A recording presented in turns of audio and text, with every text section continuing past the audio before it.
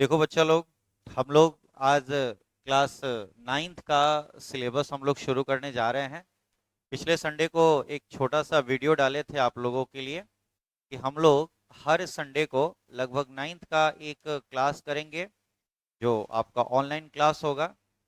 और यहाँ से हम लोग नाइन्थ क्लास के एग्ज़ाम में जो कुछ भी पूछा जाना है, जैसे कि क्लास नाइन्थ में आप लोग को 2023-24 सेशन के लिए आपको पढ़ना होता है सेल चैप्टर, टिश्यू चैप्टर और इम्प्रूवमेंट इन फूड रिसोर्सेज। जहाँ तक मेरी जानकारी है यही 3 चैप्टर मेनली पढ़ना है।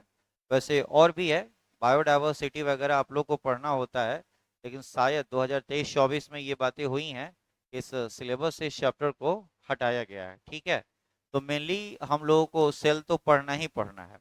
तो सेल के बारे में हम लोग आज शुरू करेंगे, ठीक है ना। हमारा ये पहला चैप्टर होगा सेल से रिलेटेड, जो हमारे नाइन्थ क्लास के बच्चों के लिए होगा। सीबीएसई बोर्ड के बच्चे इसको बड़े अच्छे से करेंगे।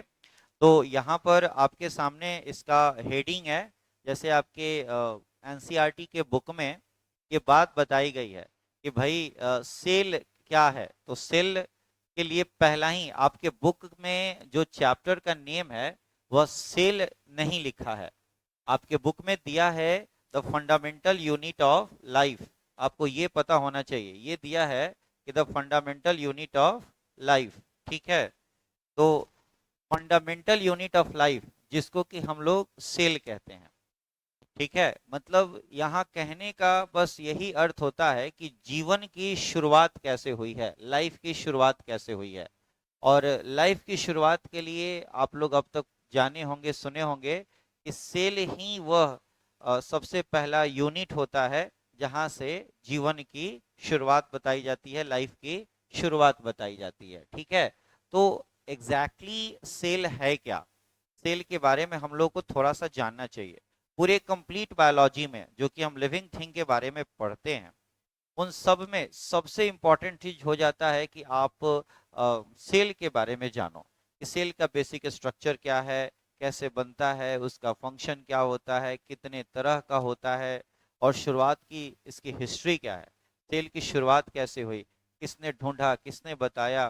ठीक है, तो वैसे कहा जाता है कि सेल के बारे में कि बहुत सारे लोगों ने सेल के बारे में चर्चा की थी, लेकिन कुछ लोगों का नाम ज्यादा फेमस है।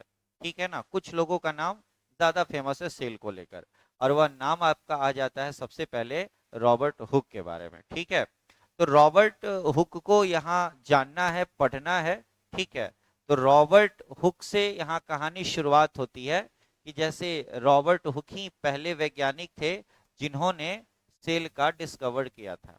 तो आपको शायद ये पता होना चाहिए कि रॉबर्ट हुक ने जिस सेल का डिस्कवर किया था, खोज किया था, वह एक डेड सेल था। ठीक है ना, वह एक डेड सेल था, मरा हुआ सेल था। ठीक है ना, डेड सेल मानते हैं। तो कैसे कैसे हुआ था उसकी बात करेंगे, और उसके बाद कहते हैं कि फर्स्ट लिविंग सेल के बारे में एंटोन वॉन लीवेनहुक नाम के साइंटिस्ट ने सबसे पहले बताया था। ठीक है, एंटोन वॉन लीवेनहुक। ओके, तो शुरुआत हम लोग करते हैं क्लास नाइन्थ में सेल चैप्टर, जिसकी बिल्कुल डिस्कवरी से शुरुआत करेंगे कि ये कैसे कैसे बना पड़ा है। ठीक है ना, तो बिल्कुल एकदम बिगिनिंग से हम लोग शुरुआत करते हैं। सबसे पहले हम आज चर्चा करेंगे इसकी हिस्ट्री, सेल की हिस्ट्री की शुरुआत करेंगे कि इसका खोज कैसे कैसे हुआ। ठीक है ना, हिस्ट्री की बात करते हैं। अच्छा रुको, हिस्ट्री से भी पहले एक और चीज थोड़ा सा जानो तुम। हिस्ट्री से भी पहले एक और चीज जानो। हम लोग जिस सेल की पढ़ाई करते हैं, जिस सेल की हम लोग पढ़ाई करने जा रहे हैं, उसमें सबसे पहले एक सब्जेक्ट मैटर आता है जिसको कहते हैं हम साइटोलॉजी। सबसे पहले आप ये जान लो साइटोलॉजी क्या होता है। देखो, जैसे कि हम लोग पढ़ते हैं साइंस के बारे में, तो हमें पता होता है कि साइंस शब्द की जब हम बात करते हैं, ठीक है ना, तो साइंस को मेनली मूल रूप से हम लोग ऐसे डिवाइड करके चलते हैं कि हम साइंस में भाई फिजिक्स की पढ़ाई करते हैं, है ना, और हम लोग केमिस्ट्री की पढ़ाई करते हैं। ठीक है, और हम लोग फिर बायोलॉजी की पढ़ाई करते हैं। ये आपके साइंस के बुक का ब्रांचेज है, फिजिक्स, केमिस्ट्री और बायोलॉजी। ठीक है ना, तो फिजिक्स में फिजिक्स में आप बड़े अच्छे से जानते हो कि हम लोग नेचुरल फेनोमेना के स्टडी करते हैं। फिजिक्स में हम नेचुरल फेनोमेना की स्टडी करते हैं, केमिस्ट्री में हम लोग केमिकल फेनोमेना की स्टडी करते हैं। लेकिन जब बात बायोलॉजी की आती है तो बायोलॉजी में हम लोग लिविंग फेनोमेना की बात करते हैं कि लिविंग थिंग के बॉडी में ऐसा क्या क्या होता है और कैसी कैसी घटनाएं होती हैं, सर, है ना। जैसे कि अगर हम प्लांट की बात करें तो प्लांट के बॉडी में जैसे फोटोसिंथेसिस का प्रोसेस होता है ना। ह्यूमन की बात करें तो ह्यूमन में जैसे डाइजेशन का काम होता है, एक्सक्रीशन का काम होता है। तो ये लिविंग बॉडी के फिनोमेना है, ठीक है ना, लिविंग बॉडी में होने वाली घटनाएं हैं, उसकी बात करते हैं। तो साइंस यहाँ अपने डिफरेंट फिनोमेना की वजह से अलग अलग ब्रांचेज में डिवाइड हो जाता है, ठीक है। तो उसी तरह से बायोलॉजी में भी बहुत सारे ब्रांचेज बने पड़े हैं। बायोलॉजी में भी बहुत सारा ब्रांच है, बायोलॉजी में भी अलग अलग चीजें पढ़नी है तो अलग अलग ब्रांचेज बने हैं, ठीक है। तो उन अलग अलग जब हम ब्रांचेज की अगर हम बात करें ना, तो अलग ब्रांचेज की जब हम बात करते हैं, ठीक है, तो यहाँ पर अगर सबसे पहले वर्ड हम लेकर आए हैं साइटोलॉजी, तो साइटोलॉजी के लिए एक वर्ड लेकर आते हैं, यहाँ एक डेफिनेशन बताते हैं कि साइटोलॉजी भी क्या है, तो बायोलॉजी का एक ब्रांच होता है, ठीक है ना।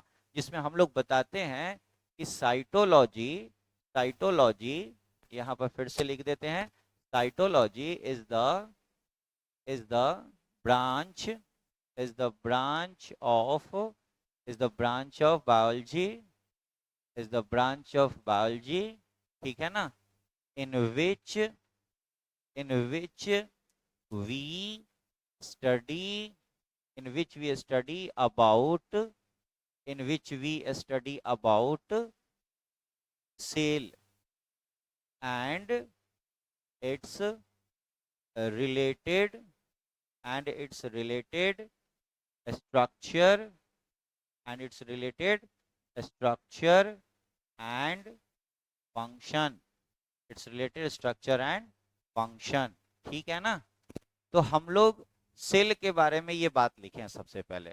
मूल रूप से अगर देखा जाए तो हम एक लाइन में अगर आप बताना चाहते हो भाई कि साइटोलॉजी क्या है, एक छोटा बच्चा कुछ भी नहीं समझता है, आप उसको नॉर्मली बताते हो कि भाई स्टडी जो होती है, study of cell, study of cell, कोशिका का जो अध्ययन बताया जाता है हिंदी में, स्टडी ऑफ सेल, वो साइटोलॉजी कहलाता है।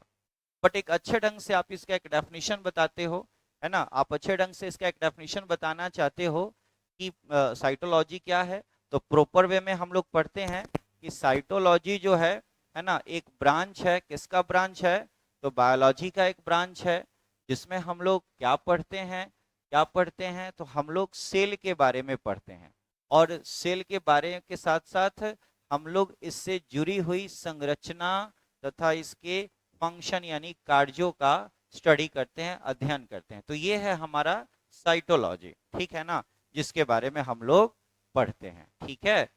इसके बाद एक छोटी सी बात आती है इसी से जुड़ी हुई कि जैसे आप अलग अलग नाम लेते हैं, जैसे बायोलॉजी में लेते हो कि भाई फादर ऑफ बायोलॉजी जो एरिस्टोटल को माना जाता है, हिंदी में अरस्तु कहते हैं, ठीक है ना। उसी तरह से साइटोलॉजी की बात करें तो फादर ऑफ साइटोलॉजी, ठीक है ना, फिर से देख लो, father of cytology, father of cytology, father of cytology, father of cytology जो है ये कौन है, तो कौन है भाई, रॉबर्ट हुक है।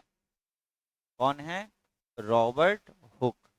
रॉबर्ट हुक को हम लोग फादर ऑफ साइटोलॉजी के नाम से जानते हैं।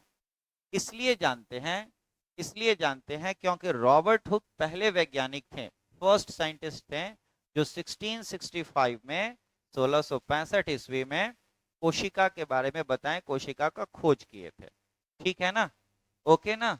तो चलिए हम लोग इसके बारे में थोड़ा और बातें करते हैं। It is just a introduction of cytology, कि साइटोलॉजी क्या है। तो साइटोलॉजी बायोलॉजी का एक ब्रांच है जिसमें हम सेल और उससे रिलेटेड स्ट्रक्चर और फंक्शन की पढ़ाई करते हैं। अभी आप क्लास 9th में हो तो छोटा छोटा टॉपिक पे आपका चैप्टर हो जाता है, लेकिन जब आप हायर क्लासेस में जाते हो ना तो ये बहुत सारे ब्रांचेज हो जाते हैं, ठीक है। अलग अलग ब्रांच का अलग अलग बात है, अलग अलग डिटेल में हम लोगों को पढ़ना होता है, ठीक है ना। तो चलो अब यहाँ से हम लोग देखते हैं एक और बात। आपको थोड़ा हम पहले बता देना चाहते हैं रॉबर्ट हुक के बारे में। रॉबर्ट हुक, ठीक है, रॉबर्ट हुक के बारे में सबसे पहले बताते हैं। रॉबर्ट हुक, ठीक है, रॉबर्ट हुक। रॉबर्ट हुक के बारे में सबसे पहले को जानकारी आपको जानकर बड़ी आश्चर्य होगी कि रॉबर्ट हुक का बायोलॉजी से कोई लेना देना विशेष नहीं था। रॉबर्ट हुक अपने आप में मैथमेटिशियन थे और फिजिसिस्ट थे। वो, उनका बायोलॉजी से कोई लेना देना नहीं था, ठीक है। रॉबर्ट हुक जो थे एक मैथमेटिशियन थे और फिजिसिस्ट थे, उनका इससे कोई खास लेना देना नहीं था, ठीक है ना। फिर भी उन्होंने इसके बारे में सेल के बारे में बताया था, ठीक है, और बायोलॉजी में इसकी चर्चा की जाती है, ठीक है। तो थोड़ा सा और शुरुआत करते हैं यहाँ पर, आपको और जानकारी दें कि आप जैसे कि सबसे पहले रॉबर्ट हुक की चर्चा करें, उसके डिस्कवरी पर, हिस्ट्री पर अगर हम बात करें, ठीक है ना, कि रॉबर्ट हुक ने कैसे सेल का डिस्कवर किया था। तो अगर छोटा सा पॉइंट कर दे कि discovery discovery of cell, discovery of cell. तो डिस्कवरी ऑफ सेल की जब हम बात करते हैं तो यहाँ थोड़ा सा देखिए आप, हम यहाँ चर्चा कर रहे हैं कि रॉबर्ट हुक ने जो स्टडी किया वो एक पेड़ के छाल का अध्ययन करके किया था, ठीक है। अगर ये मान लो कि ये वही पेड़ का फिगर है जिसको रॉबर्ट हुक स्टडी किए थे, तो जैसे समझ सकते हो आप, मान के चलो एक तरह से कि जैसे अगर ये पेड़ हो गया तो पेड़ पर ये बहुत सारे छाल होते हैं इस पर, ठीक है ना। ये इस पर पेड़ पर बहुत सारे छाल इसके होते हैं, बार्क होता है, ठीक है। जो जिस पेड़ का उन्होंने अध्ययन किया था उसका नाम था ओक ट्री। क्या नाम था? Oak tree, O A K, oak tree, oak tree. और ये स्पेन में का रहने वाला ये प्रजाति था, इसलिए इसका पूरा नाम था स्पेनिश स्पेनिश ओक ट्री, ठीक है। तो स्पेनिश ओक ट्री का अध्ययन वो किए थे। स्पेनिश ओक ट्री के छाल का यानी कि बार्क का अध्ययन किए थे। इसको हम लोग बार्क कहते हैं, BARK। बार्क मतलब छाल होता है, पेड़ का ऊपर का कवर होता है छाल। तो इसका उन्होंने अध्ययन किया था, ठीक है। और उस बार्क में एग्जैक्टली कॉर्क कोशिका की पढ़ाई की थी। कॉर्क सेल जिसको कहते हैं, कॉर्क सेल, इसी का उन्होंने स्टडी किया था, ठीक है। उन्होंने इसका छोटा सा हिस्सा लेकर उसका एक स्लाइड बनाया, ठीक है। और स्लाइड बनाकर उन्होंने सेल्फ मेड माइक्रोस्कोप से सेल्फ मेड माइक्रोस्कोप से इस बार्क का स्टडी किया, ठीक है ना। और उन्होंने जिस बार्क का स्टडी किया, छोटा सा एक हिस्सा लेकर उन्होंने एक स्लाइड बनाया और स्लाइड पे जो स्टडी किया था ये स्लाइड कहलाता है, ठीक है ना। और इसी स्लाइड को जब वो माइक्रोस्कोप से देखने का प्रयास किए, इस स्लाइड के सेल को देखने का वो प्रयास किए, तो ऐसा कहते हैं कि वो जो है ना ऐसा दिखता था। ऐसा छोटा छोटा गोलाकार पोर्शन ऐसा था उसमें, ठीक है ना। ऐसे छोटी छोटी गोलाकार संरचनाएं उसमें दिखाई देती थी, ठीक है। और इस गोलाकार संरचना को उन्होंने कहा कि यह जो है ना यह जो है ना यह जो है ना कंटिन्यू, यह एक छोटे से कंपार्टमेंट के रूप में दिखाई देता है। सबसे पहले शुरुआत में उन्होंने एक बात क्या बताया कि ये जो है ना कैसा दिखता है, तो कहते हैं कि लुक लाइक अ हनी कॉम, लुक लाइक अ हनी कॉम, हनी कॉम्ब, ठीक है। मधुमक्खी के छत्ते के समान ये दिखाई देता है। उन्होंने ये बात बताया कि मधुमक्खी के छत्ते के समान, लुक लाइक अ हनीकॉम, हनीकॉम लाइक वो दिखा था, ठीक है। और ये राउंड राउंड, चूंकि उस समय जो था ना माइक्रोस्कोप उतना डेवलप नहीं था, तो सेल के इनसाइड थोड़ी गए, अभी ऊपर ऊपर हल्का हल्का सा एक धब्बा जैसा दिखाई दे रहा था। तो उसको उन्होंने पढ़ाई किया था। ठीक है। और इसमें इस छोटे छोटे हिस्से का नाम उन्होंने रखा था, जैसे कि हर गोलाकारी संरचना को उन्होंने ना पहले कंपार्टमेंट कहा। क्या कहा? कंपार्टमेंट कहा। ठीक है, कंपार्टमेंट कहा था। ठीक है। और यही कंपार्टमेंट बाद में चलकर सेलुला कहलाया, इन्हीं के द्वारा। सेलुला कंपार्टमेंट ही क्या कहलाया? सेलुला कहलाया। पहले उन्होंने छोटा छोटा इसको हिस्सा बताया कि भाई ये हनी कॉम के छोटे छोटे कंपार्टमेंट हैं, हनी कॉम के छोटे छोटे कंपार्टमेंट हैं, और इस छोटे छोटे कंपार्टमेंट के साथ यह एक एक पार्ट, एक एक गोलाकार भाग को उन्होंने सेलुला कहा। और सेलुला से रिलेटेड उन्होंने ये बात कही कि सेलुला का अर्थ होता है a little room, a little room, a little room. सेलुला वर्ड का मीनिंग होता है अ लिटिल रूम। और यही सेलुला बाद में, यही सेलुला बाद में इनके हिसाब से, ठीक है ना, सेल कहलाया। इसी सेलुला से सेल की बात हुई कि हर एक पार्ट कुछ और नहीं, हर एक कंपार्टमेंट कुछ और नहीं, एग्जैक्टली सेल है। तो इस तरह से पहली बार रॉबर्ट हुक के द्वारा ये सारी बातें पढ़ी गई, समझी गई। ठीक है। अब देखो, Robert Hooke discovery of cell, यहाँ पे तो हम पहले भी लिख किए हैं, ठीक है ना, डिस्कवरी ऑफ सेल पहले भी लिखे हैं यहाँ पर हम लोग। तो डिस्कवरी ऑफ सेल के साथ यहाँ पर एक चर्चा होती है कि डिस्कवरी ऑफ सेल किया गया किसके द्वारा? तो इन 1665, 1665 में, 1665 में किसके द्वारा हुआ था? तो रॉबर्ट हुक के द्वारा, है ना, रॉबर्ट हुक के द्वारा। ये बात आप याद रखना, रॉबर्ट हुक ने 1665 में, 1665 में इस सेल का डिस्कवरी किया था, जो कि स्पेनिश ओक ट्री के कॉर्क सेल का था पॉइंट। ठीक है। आपको ये बात और बता दें कि रॉबर्ट हुक जो पढ़ाई किए, माइक्रोस्कोप का यूज किए, तो इनका जो माइक्रोस्कोप था ना, वह माइक्रोस्कोप सेल्फ मॉडिफाइड था, है ना। ऐसा नहीं है कि माइक्रोस्कोप उस समय तक था ही नहीं, माइक्रोस्कोप था, लेकिन बहुत काम का नहीं था, बहुत डेवलप्ड नहीं था। ठीक है ना। तो बहुत डेवलप नहीं था, तो जो था उसको और थोड़ा मैग्नीफाई किए, थोड़ा और उसका पावर बढ़ाइए, और सेल्फ, तो कहते हैं कि सेल्फ डेवलप्ड माइक्रोस्कोप। तो यहाँ लिखा जाता है कि ही यूज्ड सेल्फ डेवलप्ड, सेल्फ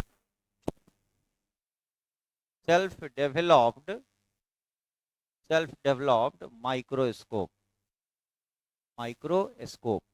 ये बहुत अच्छी बात है कि उन्होंने जो माइक्रोस्कोप उस समय था उसको और थोड़ा मैग्नीफाई किया, थोड़ा और उसको पावरफुल बनाया, ठीक है ना, ताकि वो इसको अच्छे से देख सकें। रॉबर्ट हुक ये काम कैसे कर सकते थे? बायोलॉजी की बात बता रहे हैं, सेल की बात बता रहे हैं, और दूसरी तरफ आप क्या देख रहे हो कि रॉबर्ट हुक ने माइक्रोस्कोप को फिर से डेवलप किया है। तो भाई कैसे संभव था? तो एक छोटी सी बात बताई जाती है इन्हीं से रिलेटेड कि रॉबर्ट हुक जो थे ना, वो एक मैथमेटिशियन थे, ठीक है ना। तो कहा जाता है कि he was a mathematician, he was a mathematician, mathematician, ठीक है। और मैथमेटिशियन होने के साथ साथ एक फिजिसिस्ट भी थे, वो फिजिसिस्ट भी थे, ठीक है ना।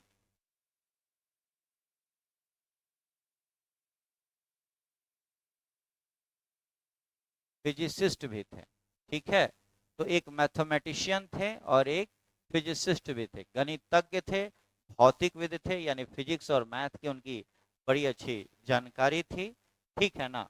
तो उसी जानकारी पर उन्होंने अपने नॉलेज के बेस पर सबसे पहले बार्क से, यानी स्पेनिश ओक ट्रिक से उन्होंने स्टडी किया था, ठीक है। और एक अच्छी बात यहाँ पर फिर से अलग से बता देने के लायक है कि कॉर्क सेल जो है ना, एक डेड सेल था यहाँ पर। यहाँ पर क्या था भाई? डेड सेल था, एक मृत कोशिका थी। तो डेड सेल का ही खोज किया था। तो पहली बार 1665 में जब सेल के स्टडी की बात होती है, तो सेल के स्टडी में हम लोग चर्चा करते हैं रॉबर्ट हुक द्वारा खोजा गया और वह जो था एक डेड सेल था। ठीक है ना। फिर आगे चल के 1674 में 1674 ईस्वी में ऐसा बताया जाता है कि एंटोन वॉन लीवेनहुक नाम के साइंटिस्ट ने पहली बार लिविंग सेल का खोज किया था। लिविंग सेल जो कि पॉन्ड वाटर से था। ठीक है ना। तो ये तो था आपका डिस्कवरी एक डेड सेल का। लेकिन अगर थोड़ा सा और इसको अगर समझने का जरा सा प्रयास अगर हम करें तो एक बात क्या बताई जाती है कि फर्स्ट ऑफ ऑल है ना, लिखते हैं कि फर्स्ट ऑफ ऑल सबसे पहले है ना, पूरा नाम है एंटोन एंटोन वॉन ल्यूवेनहोइक। ल्यूवेनहोइक लिखते होइक है, पढ़ते हो। तो सबसे पहले एंटोन वॉन लीवेनहुक ने है ना इन 1674, आपके एनसीईआरटी में बातें हैं 74 की, तो 1674। ठीक है। First of all Anton van Leeuwenhoek in 1674 है ना discovered living cell. Living cell का खोज किया था। फर्स्ट लिविंग सेल का खोज किया था। कहाँ से? तो फ्रॉम पॉन्ड वाटर से। फ्रॉम पॉन्ड वाटर है ना, तालाब के पानी से, पॉन्ड वाटर से इसका खोज किया था। ठीक है। और उस अकॉर्डिंग उस स्किल के एक बात कही जा सकती है कि जो फर्स्ट लिविंग थिंग था ना, फर्स्ट लिविंग सेल जो था, फर्स्ट जो लिविंग सेल था वो फर्स्ट लिविंग सेल मूल रूप से प्रोटोजोआ कहलाया। प्रोटोजोआ। ठीक है ना। उसके अलावा भी चर्चा होती है, बट प्रोटोजोआ को हम लोग फर्स्ट सेल के नाम से यहाँ जान रहे हैं। ठीक है ना। तो फर्स्ट लिविंग सेल के फॉर्म में इसी का डिस्कवरी हुआ था। ठीक है ना। जो 1674 में एंटोन वॉन लीवेनहुक ने इसके बारे में बताया था। ठीक है। और जहां तक आप देखो तो ये 1674 की बात हो रही है। 1665 रॉबर्ट हुक, 1674 ये हैं। तो एक डिफरेंस भी है टाइमिंग का। यानी कि ये कहा जा सकता है कि रॉबर्ट हुक जिस माइक्रोस्कोप का यूज किए थे उससे थोड़ा ज़्यादा डेवलप माइक्रोस्कोप यूज किया गया था लिवन हुक के द्वारा। तभी इसके बारे में वो आसानी से पढ़ पाए थे, समझ पाए थे। ठीक है ना। तो मेनली इसी के बारे में चर्चा यहाँ पर की जाती है कि फर्स्ट सेल का डिस्कवर कौन किया था। ठीक है ना। तब जाके हम लोग इसके बाकी के हिस्ट्री के बारे में और बाकी स्ट्रक्चर और फंक्शन के बारे में हम लोग देखेंगे। ठीक है। तो इसमें अगर किसी को कोई टॉपिक में प्रॉब्लम हो तो कमेंट वगैरह में मैसेज करके हमको बता सकते हैं। तो फिर आगे ऐसा जो कुछ भी होगा हम लोग इस पैटर्न को थोड़ा आगे करेंगे। आज थोड़ा ही टॉपिक करा रहे हैं, लेकिन इसके बाद से हम लोग एक एक करके इसके पार्ट 1 आज हो गया तो पार्ट 1 पार्ट 2 करके आपका पूरा सेल चैप्टर एक साथ आपको मिल जाएगा। ठीक है। Thank you.